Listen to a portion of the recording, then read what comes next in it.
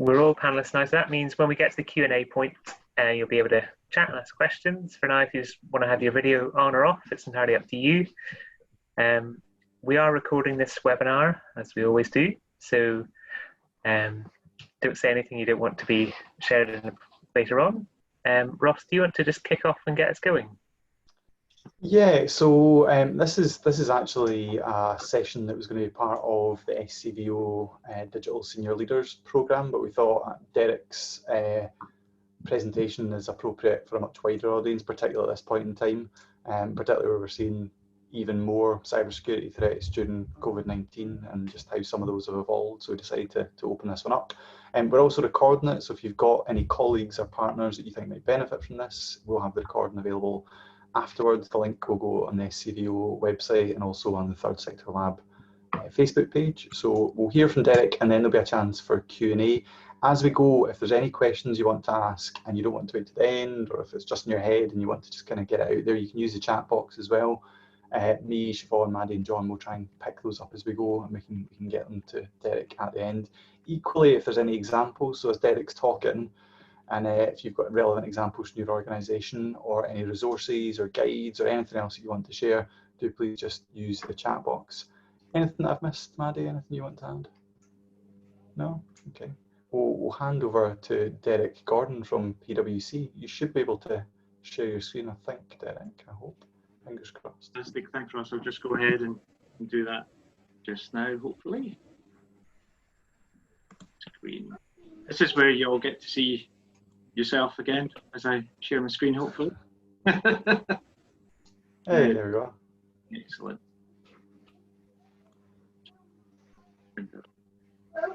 Okay, can everyone see and hear from this end? Perfect. Yes, great. So hi, thank you everyone. Thanks for the opportunity to present this morning. I hope you find the topic interesting. I know cybersecurity has many different connotations to different people, I guess, in terms of a lot of people just think to themselves, what is that? And that's okay. I've been working in IT now for goodness 20 years, 20 plus years, as my hairline highlights. But I specialise. I've always been in consultancy. I've always been helping organisations, both small, medium, and I'll say both small, medium, and large, all over the world actually. But my core focus is on something called identity and access management, and that really is all about accounts, how we access applications and the access that we have within those applications, and that is really critical to proving I am who I say I am, and I'm authorised to do the necessary transactions and things that I should be doing. So if you think about logging into your bank, you don't want someone else doing that on your behalf. So you know, it's critical to the security of everything that surrounds us. It says here I've been involved in some prestigious projects. I don't know how, but I seem to have along the way. So it helped with you know, London Olympic Games in 2012, which was fascinating.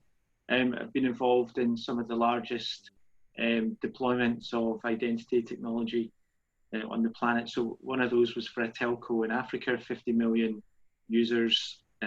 So basically, I've been in the industry for a long time, and I've got a bit of a story myself in terms of how I got into the industry, but I set up my own company, and then I sold that company. It was acquired by PwC 4 years ago now. And one of my core beliefs is all about making a difference. And that's not, you know, sort of like touch my pocket and feel the coins in my pocket. It's actually about making the world a better place. It's about helping others to grow and see their potential. And it's about making sure that we help others to be as secure as they can be. And I think that's particularly relevant in the third sector. So I like a bit of interaction, and I don't know how this is going to work, but I'm going to give it a go. So you'll see here, this is a poll, so you can interact. It asks for your name, make it up, right? I mean, it's anonymous anyway, but you can be Mickey Mouse for the morning here. So if you go to pollev.com/DerekGordon195, and you should put in your name, and then it should ask you to answer this question. And assuming that all the technology is working, as soon as you put the answer in, the answers will appear here. You can also text it as well. I mean, that's just quite incredible, isn't it? That you can send a text message. And that's the number, that's how you text, and then you put your answer A, B, C, or D. So the question is, how important is cybersecurity to your organization? Now, in terms of attendees, I'm not sure how many exactly we have, but it'll be, you know, interesting to see the range as we go through. Looks like the answers are coming in thick and fast, so that's good.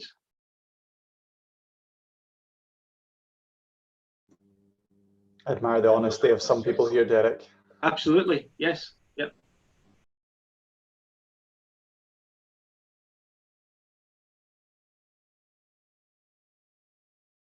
Looks like some people have reconsidered. Or maybe, I tell you, I was doing this, doing a similar poll last week, and I misread the question. So it was really interesting in that I was thinking the answers were really good, and I was saying, oh, this is really interesting, but actually I'd misread it, and I had to reflect upon that in terms of I need to read my own questions better. So okay, I mean, feel free to continue if you haven't answered, but so it looks like, you know, somewhat important, not really important. To some it's important, and the vast majority here is stating that it's very important.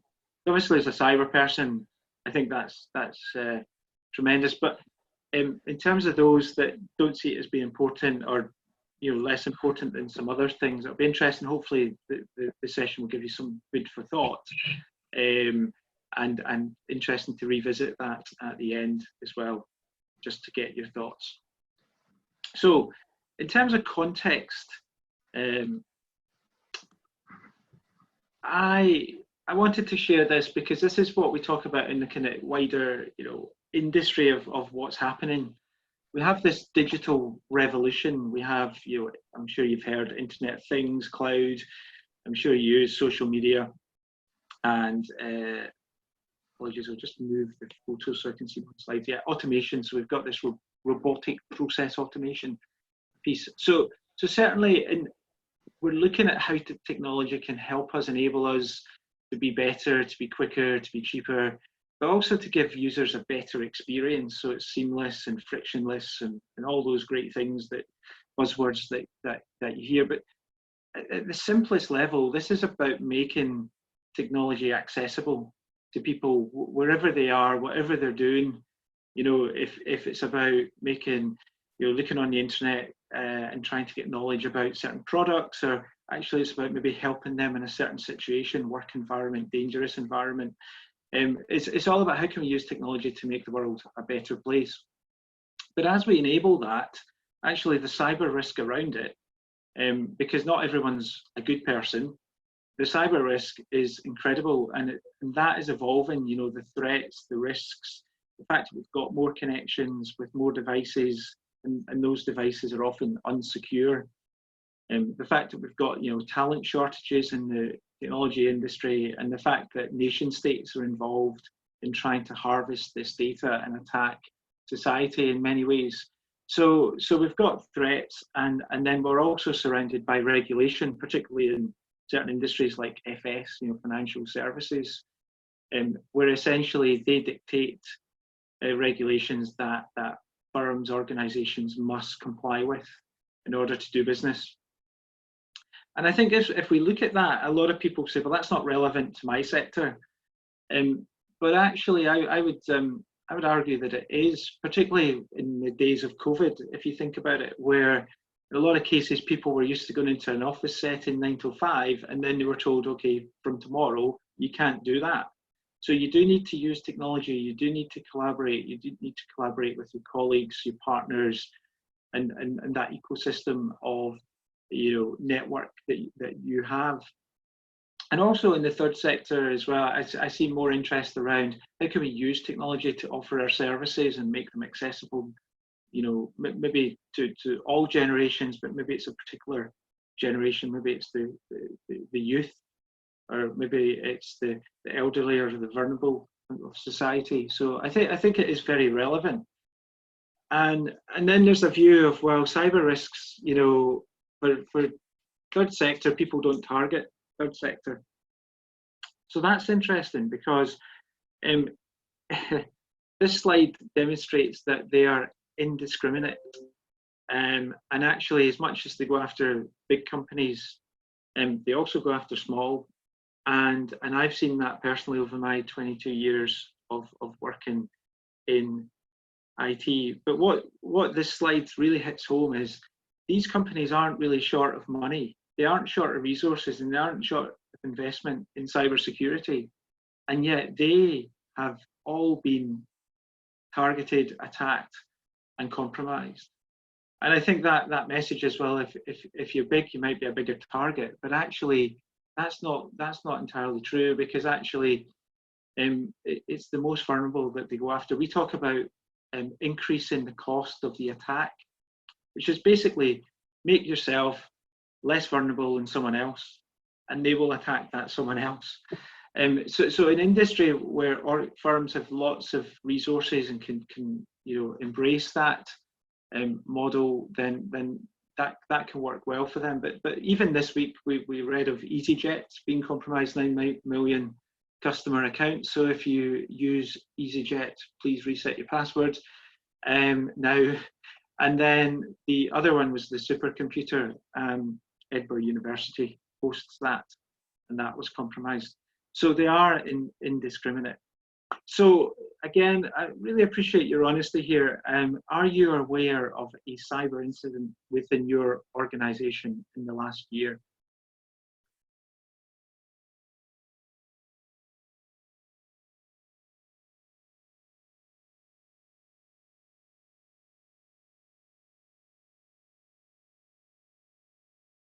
So pleased to say that the majority are saying no.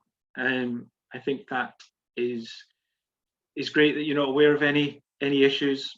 Obviously, there's been some incidents, and it's kind of funny this, because I think there was a stigma in the past that you know, you wouldn't generally say I've had an incident, because I have colleagues who have fallen foul of phishing campaigns, and I guess they feel a bit, you know, silly and stupid for that. But actually, there's nothing at all to be silly or stupid about, because some of these attacks are really sophisticated, and the key thing is to identify it and then to take action to resolve that issue.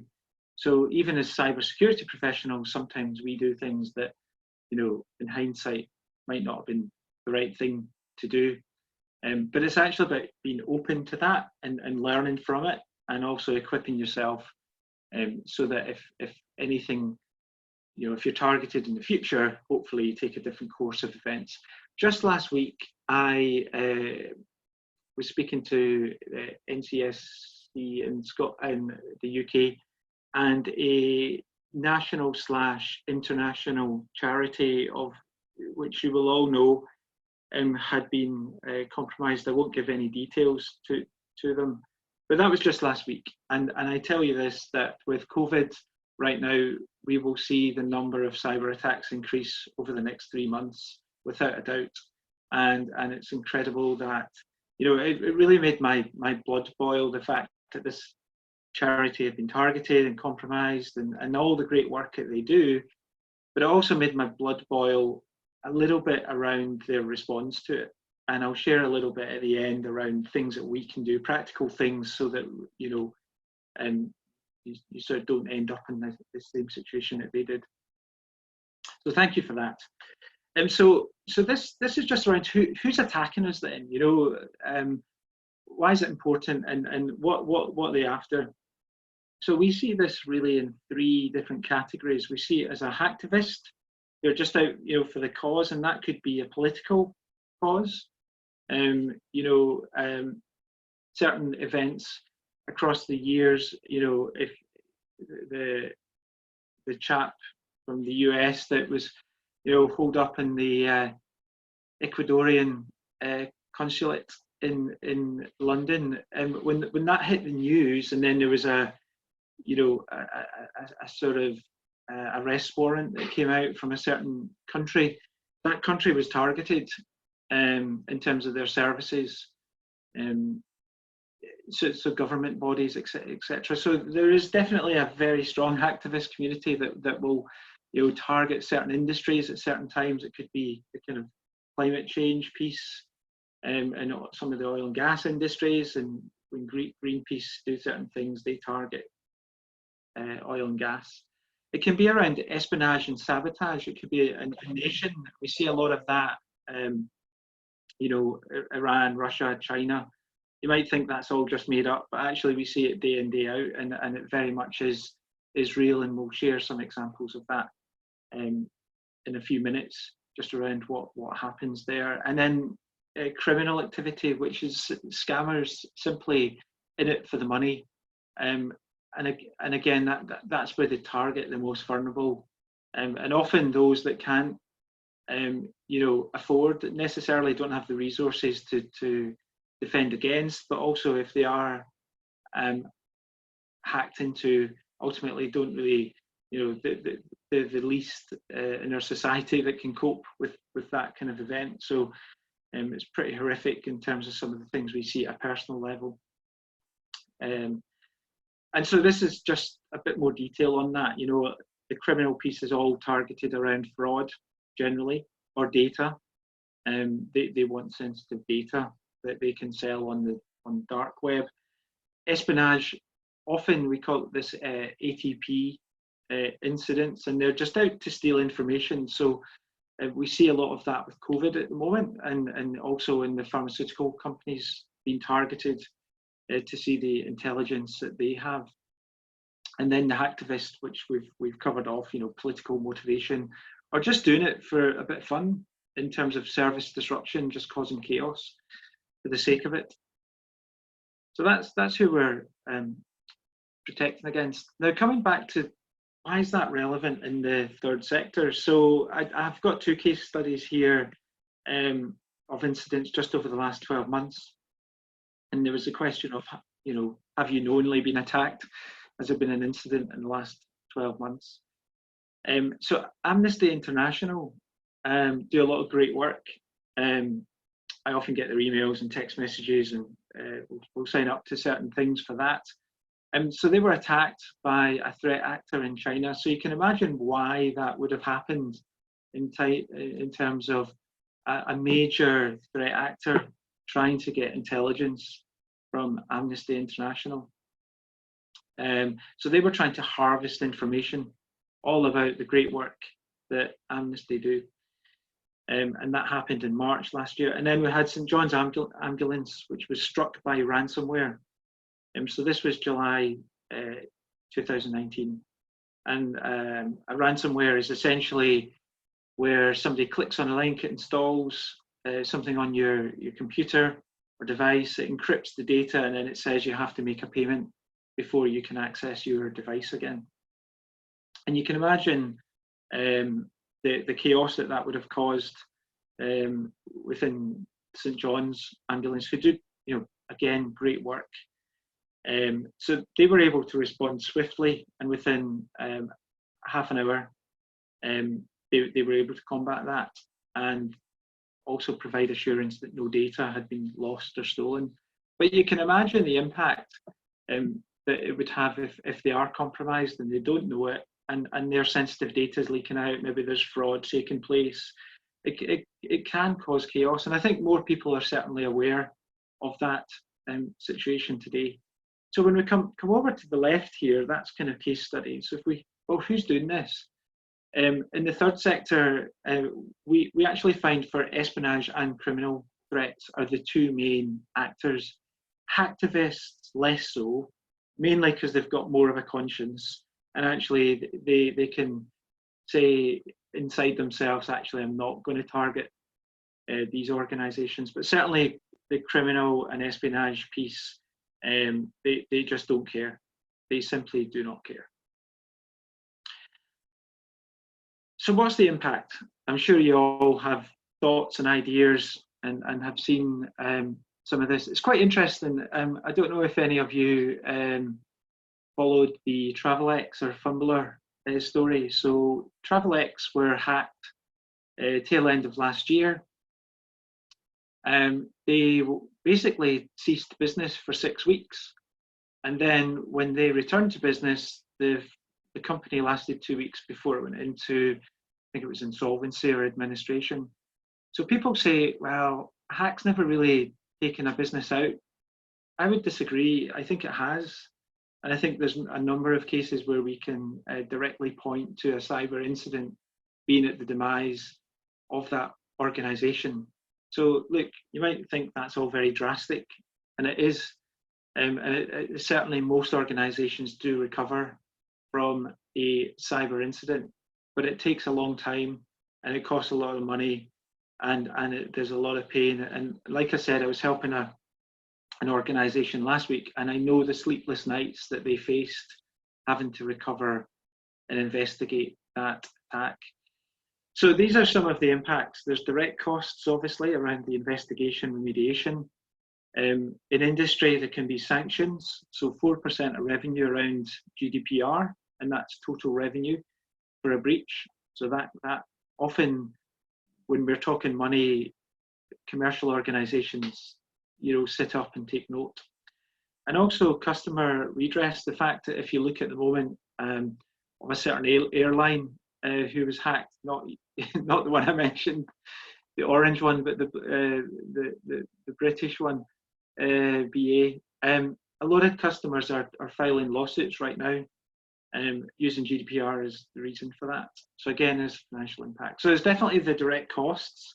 There's also the fact if it's fraud, you will have lost money, and to try and recover that money will be painful and in many cases unsuccessful. There's the indirect costs, the fact that you could be paying for insurance, the fact that there could be customer fraud that results from it, the class actions that I mentioned, and just also then leading on to the intangible piece of the brand. Will people trust you after this? If you're trusted for offering a service and doing things in the community that are uplifting, and actually, the 20,000 subscribers, their data has been lost, that damages your brand, your reputation. Heads have rolled as a result of cyber incidents. That's absolutely correct. And again, I've seen that happen. And then also competitive advantage in terms of where has your data gone, who's using that, and actually could they use that to provide better services. I don't think that's necessarily so relevant in the third sector market, but certainly in a really competitive industry landscape. So I mentioned ransomware. So this is an example of what you might see if you are compromised. I hope nobody has seen this. And yeah, it's not a great position to be in when actually you've got your day job to do, which is important, and then all of a sudden somebody is demanding some bitcoins in order for you to access your own devices. Last year I also shared, when I was doing this presentation, the fact that from an incident standpoint, people say, well, nobody's ever died over a cyber incident. But there's certainly many instances of attacking really sensitive equipment, and that could be, industrial equipment. This was a medical attack, and what essentially the attack was able to do was manipulate test results. We don't believe it's ever been utilised, but the fact that people have even thought of those use cases and proven that they can access test results, and with unhealthy test results, they can make them appear healthy. So it gives you an indication to how things can be manipulated with technology. So here's a question for you. If your organization, and you may have encountered a ransomware attack, So if you saw that blue screen that I had there in terms of demanding some Bitcoins, would you pay the ransom? And please be honest.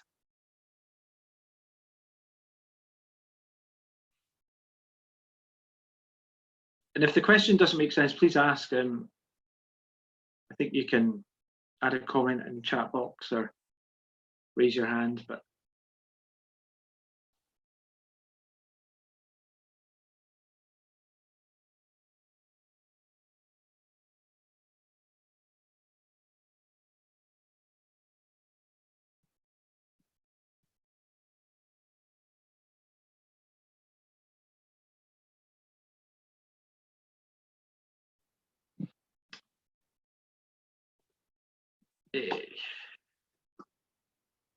sorry, we couldn't see any of the results there. I had to activate it. There we are. So most people saying no, a few people saying yes. It's quite interesting in industry. We've had organisations pay the ransom. Our advice is a bit like when you deal with terrorists. You know, never pay a ransom, never give in to their demands. But we have seen industry that in some cases they have done that. As I say, I mentioned Travelex. It was all in news, public information. They demanded 5 million. I don't know if it was dollars or pounds, but they demanded 5 million. And I can tell you, they would have spent more than 5 million dealing with that incident alone. And unfortunately, if you pay, the chances are you will still not get access, because they don't want any level of attribution back to them. And so whilst that you can pay with Bitcoin, and that can be, you know, it's a distributed cryptocurrency,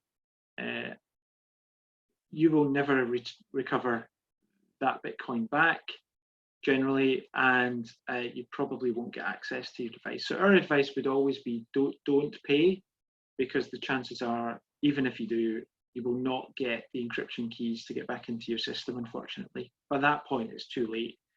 And by that point, you need to be thinking about, what is my recovery plan to this? So thank you for your answers on that. So far I've talked about cyber, why it's important, some of the impacts, some real world examples of what I've seen. But actually the key thing here, and I always tell people this, that it's not just a technology issue. And so what do I mean by that? Well, I have this pyramid graph that I use just around the fact, you know, it's around strategy, it's around people, around governance, operations. And I can't actually see my own bottom box here because everyone's lovely mugshots in the way. There we are. And so these are some of the areas here. So I'll just quickly go through these. So from a strategy standpoint, a lot of people think it won't ever happen to me. And look, you know, you might be lucky and you might be fine.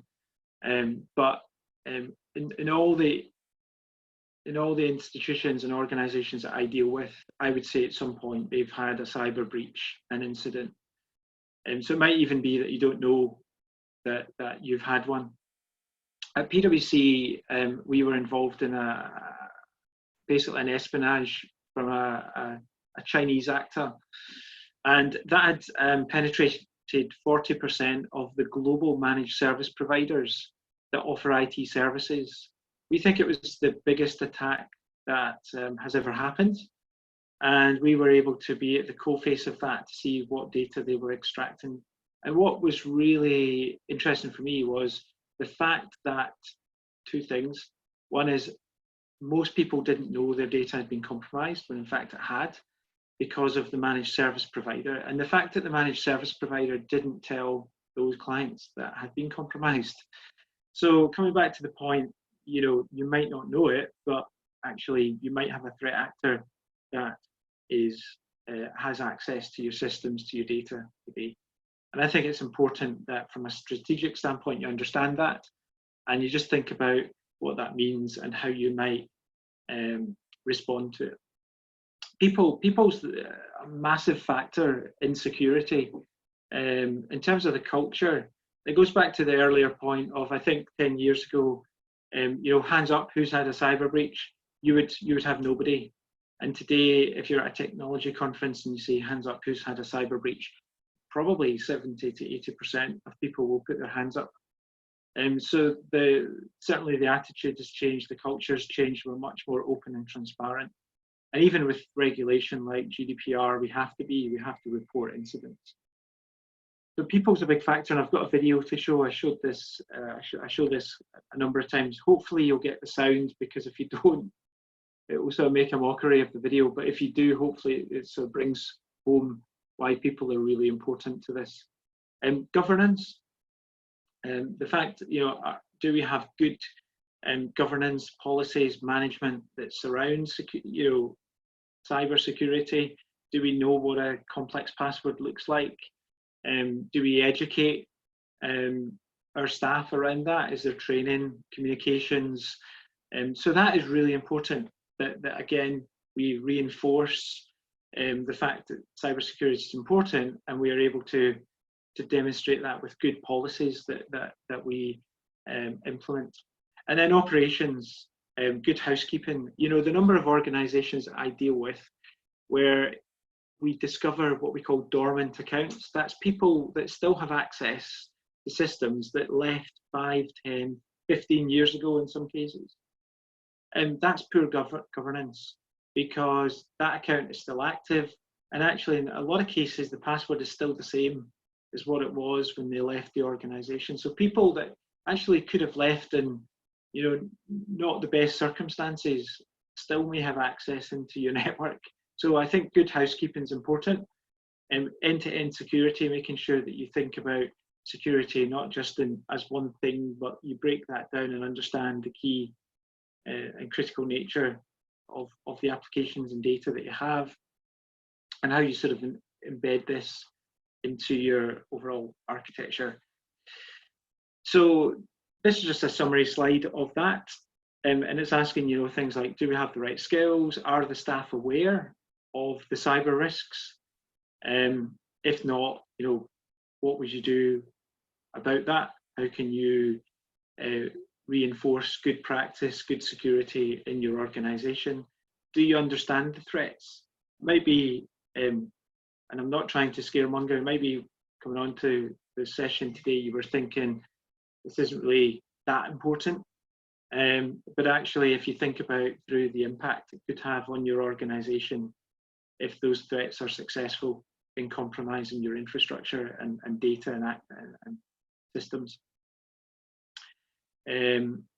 Critical information, do you know where it's stored? Again, in a lot of cases, clients I deal with, it's almost like we are, I don't like this expression, but we're telling them their baby's ugly, because we do an assessment and then we point out all the things that are wrong. And often it's kind of like, this sensitive data is on a Dropbox somewhere that's completely open, that then people can access that from their home device, or that person that left 15 years ago can still access that. So, understanding what's your critical, we call it the crown jewels, critical data, and making sure you've got appropriate security around that. And then connections, do you trust your partner, the ecosystem of people that you're dealing with? Do you test? Are you prepared for a crisis? And are your processes, securing data? So hopefully this slide gives you some thoughts, some questions, open questions to ask and think about after today. But the key thing here is none of this is technology, really. This is all aspects that, culture, communications, training, awareness, all of that can help. And it's not necessarily from a technology standpoint. So what we find actually is, going back to that slogan, increase the attack, increase the cost to the attacker. They go for the easy targets, they go for the easy points of weakness, and most of this stems from very basic failures. So lack of accountability. lack of effective governance, and things like, risks not really being understood, the impact not being understood. So the governance aspect on the left, the people and culture, which is really critical, being able to ensure that people understand why this is important, make it relevant to them, so that you can mitigate the risk. Understanding awareness around poor staff awareness, gaps in organizations, patching, and keeping current with versions, software versions, all of that. If you don't patch, if you don't have latest versions installed, that's why, thinking back to some of the ransomware in the NHS, the WannaCry piece, that's why they were attacked, because they had very old unpatched systems. So actually, if you think about that, they were compromised, and it was just simply down to the fact that they had not upgraded to the latest version. So again, that's something to think about and have a plan around to ensure that your systems are patched and secured.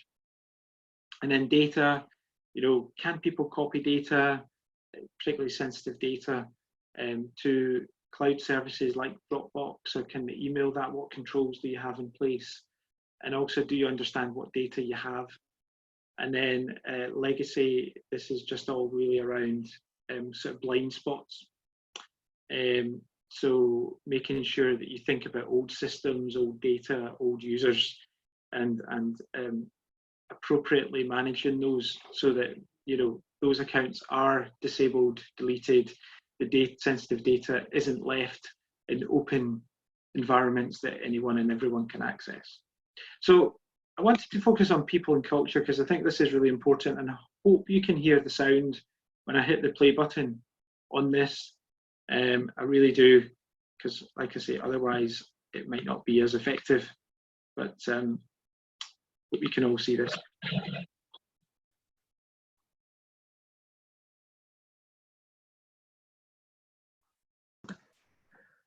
We're not getting sound out. Maybe just see if you can enable that as a sound setting down the bottom left. It might be an option to share computer sound. Bottom left, let's have a look.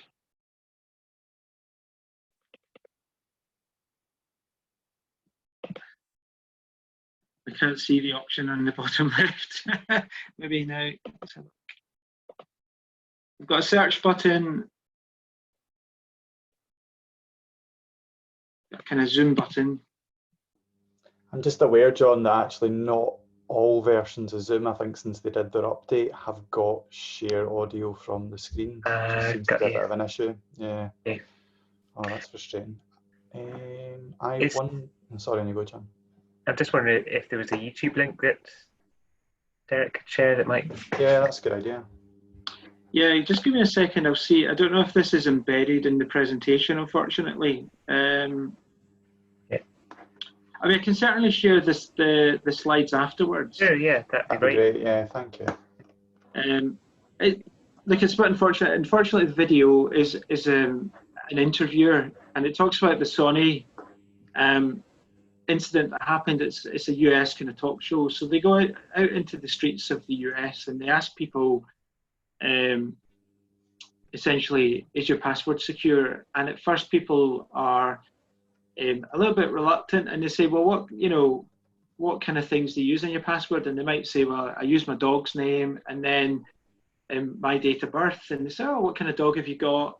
And and they say, well, what's your dog's name? And what's really incredible is people hand over their passwords, I guess through social engineering, right? Of having a conversation and just, with this premise of, I'm a good person, I'm just trying to tell you if your password's secure, give me some information. And across all the people they interview, 30% of the interviewers give their password. And so it's just quite interesting to think about that in terms of sometimes people will give away things around their password that actually they probably shouldn't tell people. And it's quite easy. It's pets' names, it's date of birth, it's year of graduation, etc. So that reinforces this point that people, unfortunately, are a weak link And the other thing is, as a security expert, I'd always say, make sure that you don't just use one password, right? You know, you've got maybe 10, 20, 30 different systems that you log into, so use different passwords. But the reality of that is people can't remember 30 passwords. So my advice is absolutely to use a password manager. I use something like LastPass, KeePass to store that, particularly when it comes to bank accounts, and they're all different passwords. But in a lot of cases, some people have the same password. So if your password is compromised, let's say in a EasyJet attack, because if you've signed up to EasyJet, it might be that, you know, that database of your credentials can now be not readily accessed, but they have to hack into that. But if they're successful, they have your email address, they have your home details, they now potentially have your password. Actually, that's the same password I use for Dropbox. And that's where problems occur, because it's easy enough for me to change my EasyJet password. But if that's the same password as I've reused it on 20 systems, you will have to change your password on all 20 systems. And so that's, again, a good security principle of why we always say don't reuse your password. So apologies I couldn't show the video. I promise it is quite funny. Hopefully you'll be able to see that afterwards. This was simply highlighting in terms of attacks how much it costs to business, and in some cases, you know, for big organizations, it's into the millions to recover, and that's just the cost of dealing with the incident. And we've talked about passwords. Would you believe it, 81% of hacking related breaches involve either stolen or weak passwords. So if there's one thing today to come away with, it would be ensure you have a strong password. Ensure that that password isn't reused across your same core critical system, and also weak systems as well, because they will target the weakest link. They will find out your username and password, and they will try to exploit all other systems and data using that information. And this is old data, 2017, but it's still very much applicable today. And one of my missions in life is very much to see the day where we can say that passwords have been removed and systems are more secure. And we can do that through, we call it multi-factor authentication. So that could be, you know, a second device that you have. It can be biometrics. It's a better combination of data. It can be around, you know, where is Derek today? Oh, he's in his home location. I know that because he's on the same IP address that he's always on. He's on the same device that he's always on. He's working the same hours that he's always been working for the last 10 weeks. He's used his biometric fingerprint to authenticate, and he's put in a PIN that he knows. I've got a high confidence that that's Derek. But actually, he's, you know, trying to access something from an internet cafe. He's in Nigeria, and he's not on the same device that he's usually on. There's no password involved, but using the data points that I have, I can actually give a higher confidence without even needing a password. And so I think that's where security has to evolve. And today, the best thing we've got is multi-factor authentication. So I don't know if that's something that you use in your organizations, but it's certainly something that is critical to helping to avoid compromise. We're nearing the end. I'd like to open up to Q&A, and also the other panelists as well. And I'm sorry if I've taken up more time than I should have, but I hope this is interesting. The one thing I would highlight as well at the moment is email compromise, particularly around COVID. We will see an enormous amount of phishing emails with malicious links of people to click through, enticing people with updates on coronavirus, new stats on coronavirus, maybe making it relevant to that person, you know. And I've seen a use case where they targeted someone whose son was a diabetic, very concerned about that, and it was new research released about, you know, youngsters and diabetics and COVID. So they're very targeted attacks with phishing emails. And if that person clicks on it, maybe their system's not patched, it takes them to a website, they download some malicious content, and before you know it, the hacker's saying, "Job's a good one, I'm in." So we're definitely seeing more attacks around that. And so this is the current status. We have this threat intelligence team within PwC, and I mentioned the ATP30, the managed service provider incident that we uncovered. It took us 18 months to uncover that from a Chinese threat actor, the biggest compromise on the planet. So every month we gather this intel and we share it. So this is kind of the current status of where we're seeing attacks, and different sectors. So this is oil and gas that's been targeted. This is energy companies that have been targeted, water companies, and in APAC, iOS malware that's been targeted. So we're seeing all these attacks. It's quite interesting to see that on a daily basis, what's happening where, sort of thing. But yeah, this kind of shows the types of data that we have and the types of attack that we see, as I say, we see day in, day out. And we definitely have seen more activity with COVID.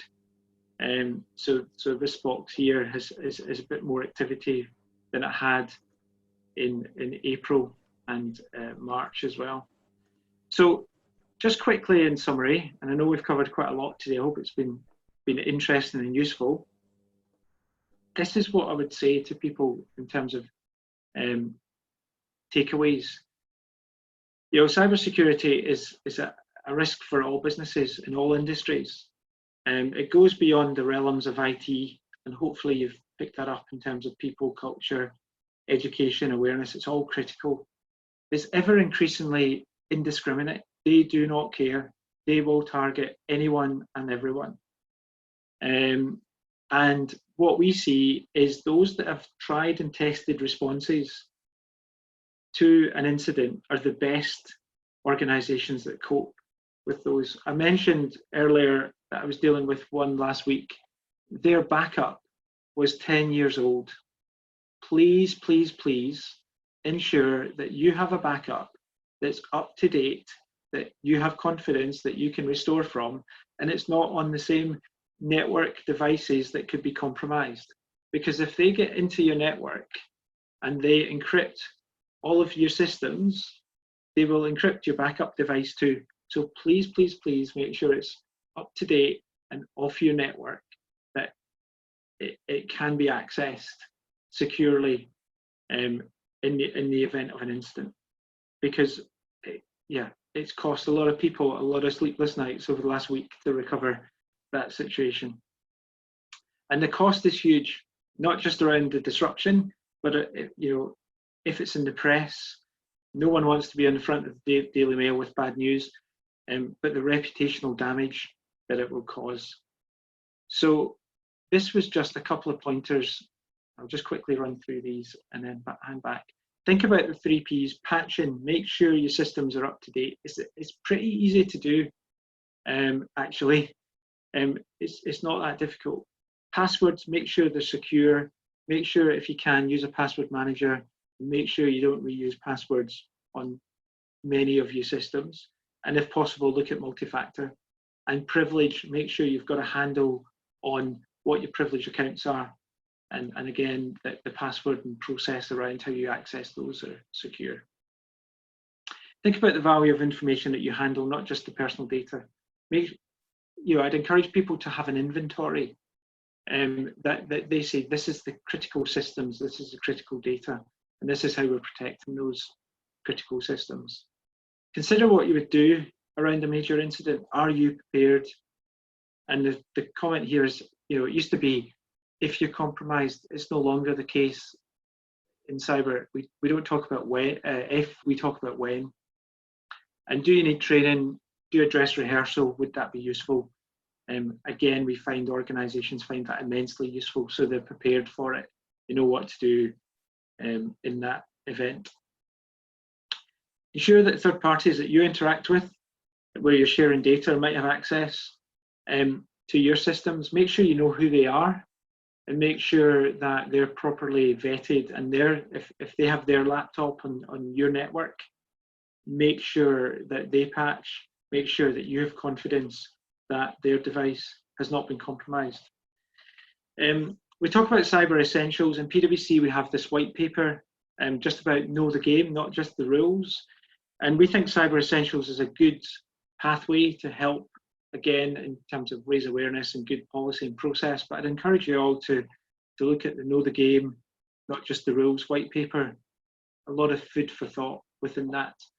And also beyond cyber essentials, I would say in this framework, and here's a pointer to that, pretty helpful in terms of not just looking at what you have just now, maturity, but also where you'd like to go. And my last point, I've stated it, have a backup. Please, please, please take backups and make sure you know that you can recover with confidence from those backups. So I hope that's been useful. I will hand back to the panel for Q&A. That's been really useful, Derek, super useful. If anyone's missed the chat as well, Siobhan's been really good at keeping up all the resources you've been talking about and kind of pulling them into the chat. Alison Stone's also put some really useful stuff in there as well as like a wide range of stuff. So things like the Cyber Resilience Bulletin that goes out every week. So if you're a charity, you can sign up for that for free. Also the small charity guide for national, God, what does NCSC stand for? Alison, quickly help me. National Council Cybersecurity. National Cybersecurity Centre. That's the one. Yeah, it was close enough. They are the oracle on all things cyber. So they're good. Apart from Derek. Apart from Derek, obviously. Yeah. But their guide's really useful. It's got a nice, I think they still got it. There's a really nice like infographic, which like at a glance on a single page shows you the kind of big I think 10 threats that you should be thinking about in your organisation. Particularly useful for board meetings and just getting people to think about that. That was really useful, Derek. Like just bringing to light what some people can find quite a dull subject and making it really, really interesting. So thank you so much for that. It was really useful. Maddie, I don't know if you've got any thoughts on that. For me, it was just there's a couple of things. So the first one was Alison, who has already spoken, is our cyber person at SCVO. So please do get in touch with Alison about all things cyber from our point of view. And when Derek did this, I think it was last year with our senior leaders, my takeaways from a personal point of view were get a password manager, use that, and that people are the biggest problem. I think somebody's already put that in around, somebody's friendly and chatty to you. The amount of information we will give somebody is massive. And also in our sector, we tend to do a lot of it is based around trust, a lot of it is based around personality. So the answer is we must be suspicious of everyone. It's about having that level of common sense and actually let's not give random folk lots of information about us.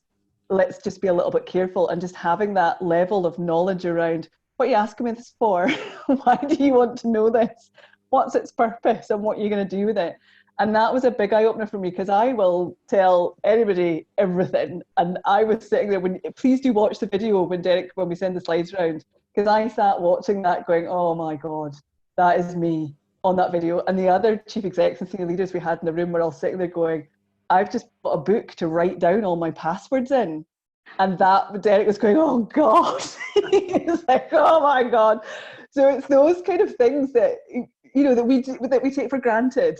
It's just having a little bit stepping back. And particularly now, I think Alison said that in one of her other sessions around COVID, the number of scams haven't gone down. They've just moved towards that topic. So they're all still there. And that was a key thing for me. Using the password manager was a biggie, but then what I did, again, sharing too much information, sorry Derek, was I put the same password into the password manager to the point where the password manager sent me a message going, could you please change all your passwords? So again, it's using it for its purpose. So just make sure we're using all these things. But there's lots of questions around what small charities can do, how we can do that. And there's a question around, Mac. I think there's a bit of a myth around Macs being kind of risk-free or free from attack. So there's some the main thing I think are questions around what can small charities do. Those are the kind of the catch-alls, I think. Yeah, I think Alison actually mentioned a thing the other day just about if something feels not quite right or if it feels too good to be true. So I think an example was like PPE and purchasing it on behalf of your charity. When you know in the news that there's shortages, then asking yourself those questions and digging a bit deeper. So not that you should just go in your gut instinct, but if something doesn't feel right, take those extra steps to dig that bit deeper, because usually that initial feeling you've got is going to be right. The reason that sprung to mind is we've been manually approving people for these DigiShift calls. So we'll generally look through if someone's got a .org.uk email address, it's pretty obvious. So there's a sign up for the service design one we've got next week from Elon Musk. I am guessing he's not caught wind of the SCVO sessions, as popular as they are. So unfortunately, Elon will not be attending our session. Maybe Elon will come back in some other disguise and try and sign up for them. But just thinking about, when we're thinking about security risks, things like Zoom bombing, what are some of the human factors that you can put in place to mitigate against some of this stuff? It's not always about the tech, but if something doesn't feel right, then what are you going to do? What are you going to do next? Alison, I don't know, before we take questions, anything you want to kind of come in on, any points that Derek's made? Or? No. I mean, that was really interesting, Derek. I thoroughly enjoyed that. Thank you. I think just to really reiterate the point that you've just made, always apply that level of common sense about looking at an email that you get from the chief exec on a Friday afternoon asking you to go and buy Amazon vouchers. Is that actually a likely scenario? It's probably really not. Getting this PPE off of the internet, looking at the scams that you see around the COVID app that's out there at the moment, just apply a little bit of cynicism to everything these days, sadly. And it's a rubbish message, but we've got to look after ourselves. The NCSC we refer to as the sort of authority on all things cyber, and they have a whole section on charities, the third sector. There's a board toolkit that is available if you want to try and get the conversation with your trustees, with your board, and you want to get them to engage in the cyber conversation. There's a lot of really excellent resources available on the NCSE website. There's been a mention of the Cyber Resilience Bulletin. That goes out on a Thursday, and I'm happy to share that with anybody who may be interested. That is very topical. It's very around COVID at the moment. So it's the scams that we are seeing at this particular time. And these cyber criminals have jumped really on the back of the COVID bandwagon to exploit people and remove their money from them. So if anybody would be interested in getting a copy of that, it's a very good resource and we're happy to share that. But no, I think the content that Derek has covered has been excellent. I'm the point of contact within SCVO for cyber. My remit is to go out and educate people in the sector. So if any of your organisations are wanting a training session, just shout out to me. I'll be happy to help. Okay, any questions, John or Siobhan, that you've noticed come in through the chat that you'd like to pick up, and then we can kind of open it up to the kind of Zoom room? One question I thought was quite interesting was about staff culture. So if your staff culture is quite risky and people aren't really being careful, how do you work with your staff team to encourage them to, use passwords more effectively and do the right thing? And I suppose that's probably particularly for small organizations where there's often a priority in just getting stuff done. So it's like, how do you balance that against getting it done right? Yeah. Derek, I don't know if you want to pick up on that one. Yeah, I'll just unmute myself first, thanks. Yeah, look, I think culture's really hard because every organization is different. And like I said earlier, I think there's this reluctance sometimes to even, if someone is a bit suspicious, but they kind of go through with it and think, okay, I'll do this, but they don't maybe necessarily check it out. And sometimes the culture doesn't encourage them to check it out. And if you're an executive leader and your attitude is just get it done, right? That's not helpful because actually in that scenario where people do have a kind of curiosity and want to challenge it, maybe from the top, it's kind of like, you don't do that, you just get it done, right? So, and so actually I think we have a culture team, we have a culture person, Daisy, who's brilliant at being able to sort of help not just the kind of on the coalface, the education and culture that goes with the team, but also the executive leadership as well, that making sure that comes right from the top, because I think that's really important. I think in terms of what I've seen work best is just more awareness, and that is actually spending time with people to say that it's not just talking it through in terms of this is important.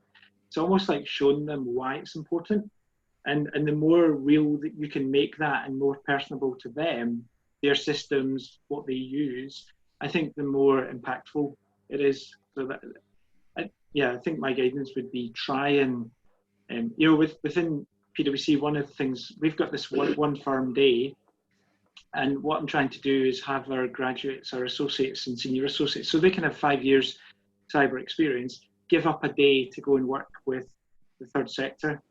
And so that's no cost. And it sounds like from what Alison has said as well, there's training and support, and you see the resources in the chat window. There's so many resources out there to help organizations, and culture is absolutely a key part of that. So a long answer just really to say make it personable and try and look at covering all levels of the organization as you do that.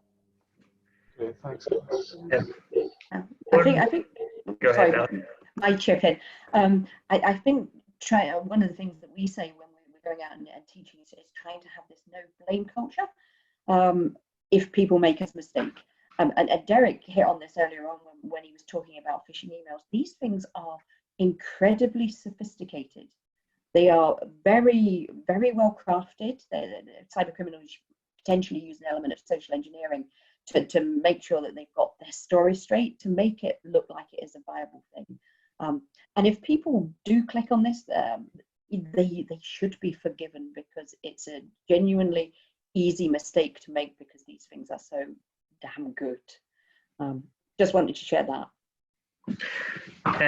If I could just chip in a quick thought on that question, which is I think around the sort of password culture, because that, as Maddie flagged in her experience, that can be a problem where you just pick up a habit and you've used it a certain way. And I guess one reflection I have is if you're starting from scratch, it's quite easy to do it all right, because you just start with a new password manager and off you go. So as you add each password, they're all unique, and that's an easy way to do it. But maybe if you have a team where you've got a variety of practice, one idea could be you could have a password spring clean day where you say it will take a little while, but let's spend a bit of time looking for any that are repeated and resetting.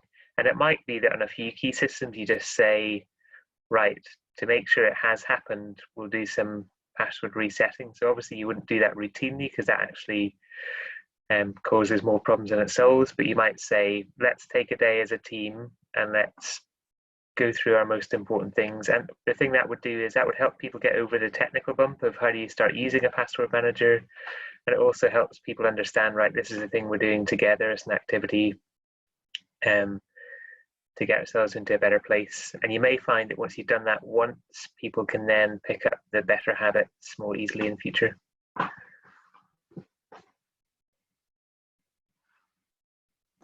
There's, Alison, I can't remember which one it is, but there's one of the password managers is either free or very, very, very low cost to charities. I don't know if it's LastPass, maybe. LastPass is a goodie. In the chat thingy, I put the NCSC report on using password managers. Okay. And if you're looking to get yourself into the way of using one, that's probably quite a good place to start to look at the functionality. So that's in the chat links for you. Great, that's perfect, thank you. Siobhan, have you noticed any interesting questions coming out in the chat? Yeah, so there's that kind of question around your computer itself can say, do you want me to save the password? And that's now also true on kind of phones. Should we be using that? Is there a risk to letting our computers and phones save our passwords for us? Yeah, so I think there was a question about Mac as well, and I'm sort of a Mac novice, but I picked up one recently, and I noticed they've got the kind of keychain store where they store the credentials. But for accessing that, obviously, it still requires a password or a PIN or a thumbprint. But obviously, if your kids know your phone password, for example, there's nothing to stop them going into the device and seeing that information. So generally that information is secured, but it's only as secure as actually then who can access the device and whether they know the credentials that will unlock that. Obviously with things like, your computer and your password, you can make that as long and as secure as you want it to be, but equally, I think we've got Windows 10 here and it just asks for a 4-digit number that my kids know. And so with that, armed with that, they can go in and see all the passwords. So it's more secure than writing it down on a post-it note. But I think leveraging a password manager, and as Alison has said, looking at the NCSE guidelines on that, I think will give some good hints and tips. But I use my device, my iOS device, and store my passwords there.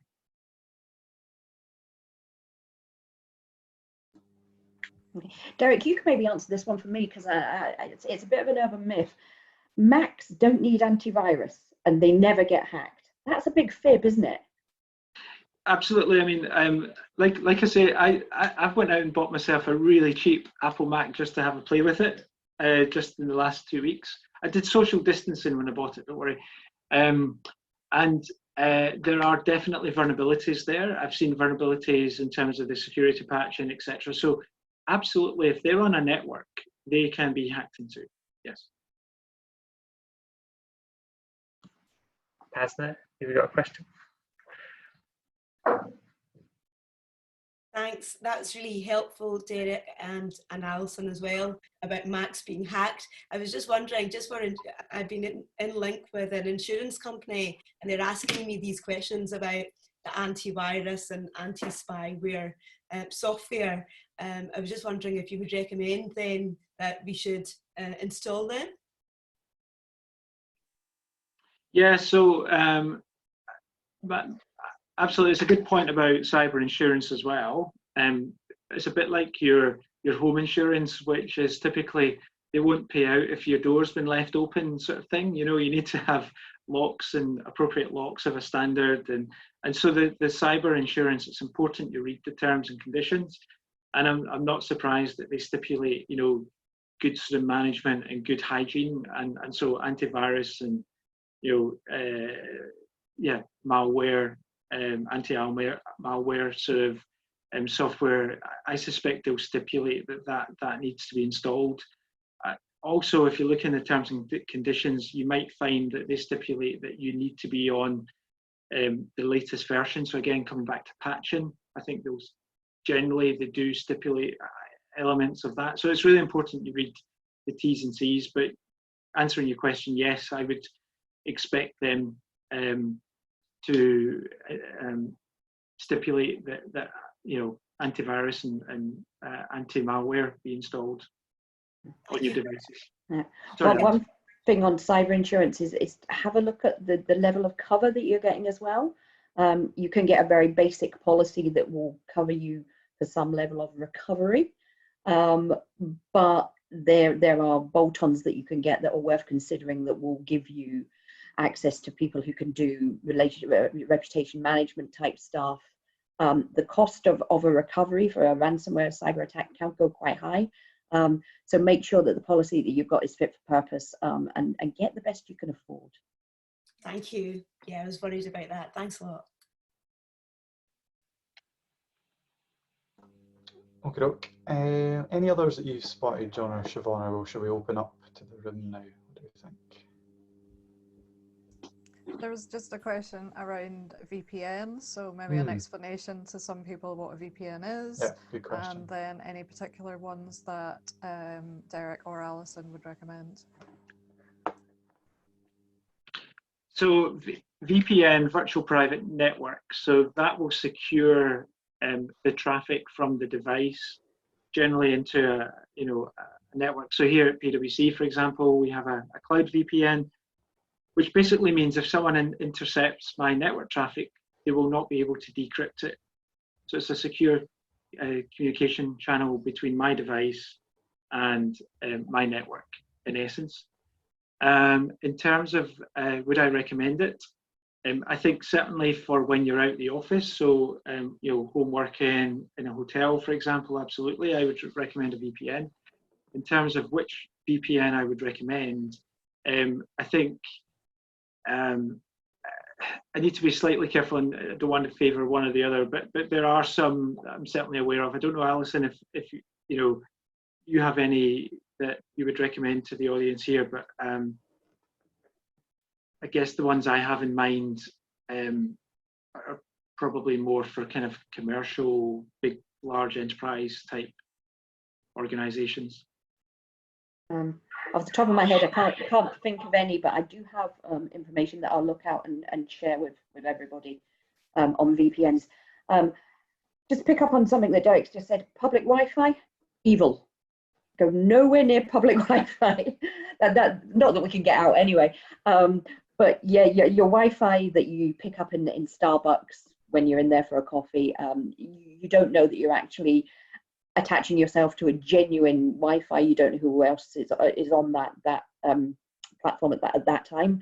One of the recommendations that we always give is if you have the functionality to turn your mobile phone into a Wi-Fi hotspot, attach yourself from your laptop when you're working out with the work environment onto the mobile hotspot on your phone, because that's your little line of communication. It's sort of a virtual VPN between you and your mobile phone. You're not opening yourself up to the world. So one takeaway, public Wi-Fi is evil. Enough said. So can I just clarify there what it is we should be doing? So is that our phone is on 4G, not public, and then our laptop is tethered to our phone's hotspot? Yeah. Derek, reasonable advice? Yes, absolutely. Alison? Yep. I've been guilty of it myself. I know, like, so if my phone's died and I need to send an email and I'm like, oh, do I really want to go on that Costa Coffee hotspot? And yeah, it's like, it's only 5 minutes, it'll be fine. There's like the quickest email typing I've ever done in my life in those moments. Yeah, it's good advice. Don't do it. I know you're right. You're right. Listen to Alison, don't listen to me.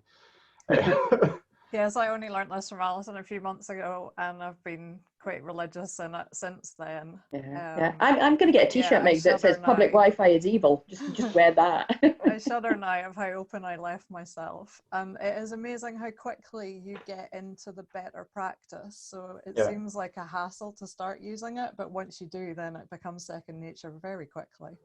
Yeah, so a couple of things in chat. So Alice Johnson makes a good point. The free Wi-Fi might be run by Elon Musk, and that's another reason to avoid it. Zoe's asked about a resource for finding out about website security for charities. I mean, the National Cybersecurity Centre guide that Alison shared, I think, has some good coverage on that. It's worth also looking at Charity Digital. So used to be Charity Technology Exchange. They've got a lot of these products that we're talking about. So things like VPN, security, software, a lot of that stuff is on Charity Digital. So if you're looking at where you can get grab discounts, then that's a good starting point. Yeah, and just to pick up on the website question, because I suppose that's partly about data your website's capturing. I think the main thing there is to be in touch with your website provider, so making sure that if it's on WordPress, that's really up to date, or if it's on Drupal or something like that, that it's not an old version. And the other thing that's come up sometimes, I spoke to one charity a wee while ago, and they'd had a situation where, because of Voluntary had built a bit of their website, some data was actually getting stored somewhere publicly accessible rather than somewhere secure. So a really, really important thing to do is, if you're collecting any data in a website, is making sure that the way that gets stored is properly secure, so that you're not doing what these airlines have been doing, where they've been, because quite often when they talk about a breach, it's actually not something really, really technical. It's just that something's been coded badly in a website and somebody's uncovered that. And there isn't necessarily a 5-step guide for it. It's about knowing each platform. So it's maybe part of what your contract with your provider is saying that on a regular basis they're applying patches, and that they've given you a kind of, I think it's Derek pointed out that point about your crown jewels, that there is an inventory for what data goes where in your website and how that's being handled.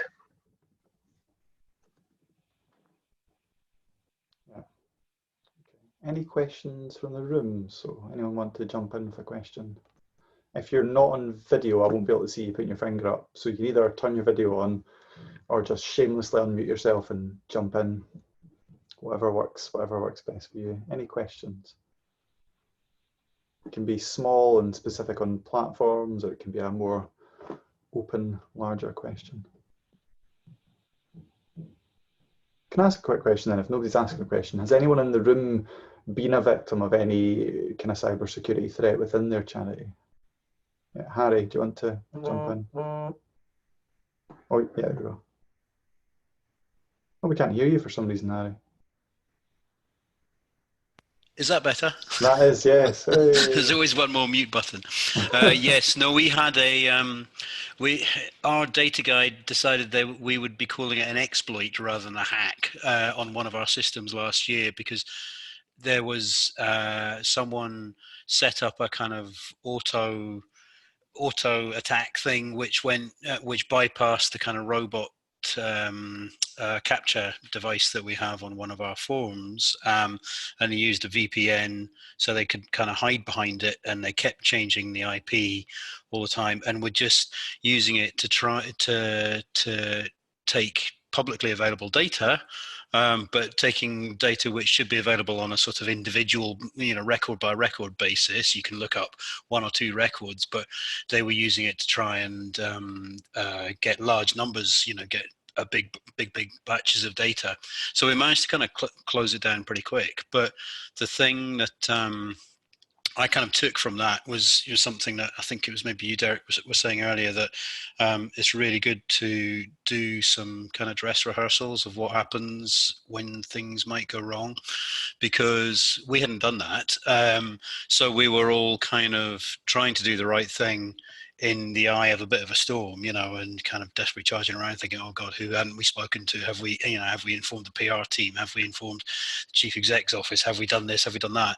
And you haven't, when you're in the middle of it, it's really hard to kind of think straight. And if you have a good recipe all set up, ready to follow, I think that would have been immensely valuable. I mean, the thing that the guys got was kind of all publicly available data. So in a way, we weren't compromised at all, but I think it was quite a useful run for us, because we do have, we process loan applications, on behalf of Scottish Government for loans and things like that. So there we do have personal data, and we've got very personal data and lots of it. And we need to make sure that all of those systems and our response to any kind of attempted attack on any of those systems is really strong. So we've tightened things up quite a bit as a result of that, but we haven't actually sat down and said, right, let's take a day and let's do a dry run of what, let's imagine this is the scenario, what do we do next? So I think that kind of just rehearsing what you would do would be a really valuable thing, certainly for us and maybe other organizations.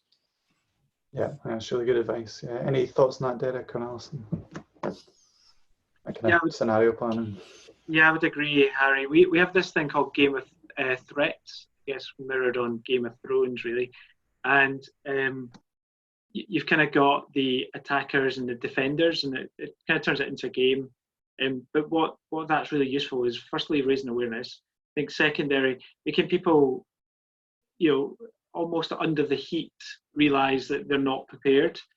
And then the third thing is working out the impact of certain actions that they take at certain points, and how, the sequencing and timing and what it is they do is actually really important to how it ends. And so I think I said this last time we had the exec team that as PwC we generally offer those things for free as well. So if that is of interest to folks, that kind of, it's not detailed scenario planning, but it's more just raising awareness and a training exercise.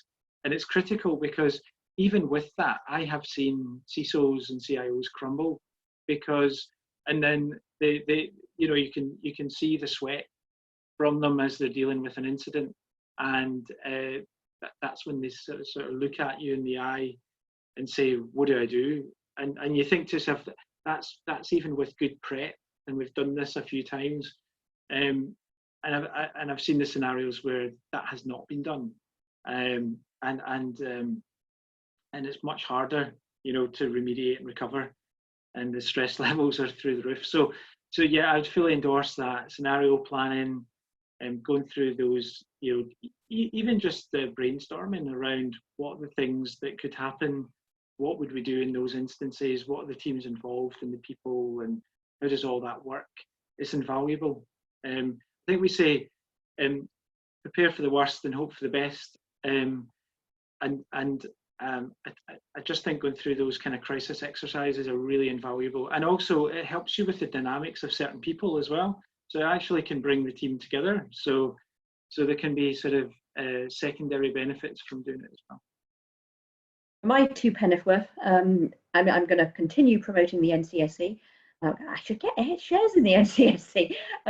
They have a product that is called Exercise in a Box, and again, it's free of charge to people who are wishing to use it, and it is entirely based around scenario testing for a cyber attack. There's two levels to it. There is the I'm going to say business continuity response for the people in the organization that are working with the reputational damage, with the getting back to business as usual type scenario that is part of the Exercise in a Box. They also have a technical level of that, where you can get an inject. Derek, am I using the terminology here right? You get a bad thing that you can put on the IT system, so the IT boffins in your organization have to track that down. So it's like a simulation of a cyber attack that the IT guys have to go and find. So it's really good on both levels. It's more techy, but it's also for everybody looking at the business continuity piece. There's going to be quite a big investment in helping people, third sector organizations, use that as a tool, because the NCSC are very aware that it's there, it's free of charge, but people want a facilitator to work them through that process. And that's something that we and Scottish Government and the NCSC will be looking to offer probably in the next 3 or 4 or 5 months as another bolt-on service. You can do it yourself just now. It's fairly intuitive, and it's available free of charge. That's brilliant. Thank you, Alison. Any final questions, or conscious we're going to be finishing up soon? Anything else anyone wants to ask, or anything coming in from chat that I have missed? No? Okay. Well, thank you very much for joining us today, Derek and Alison. That was really useful. We'll get Derek's slides out to everyone.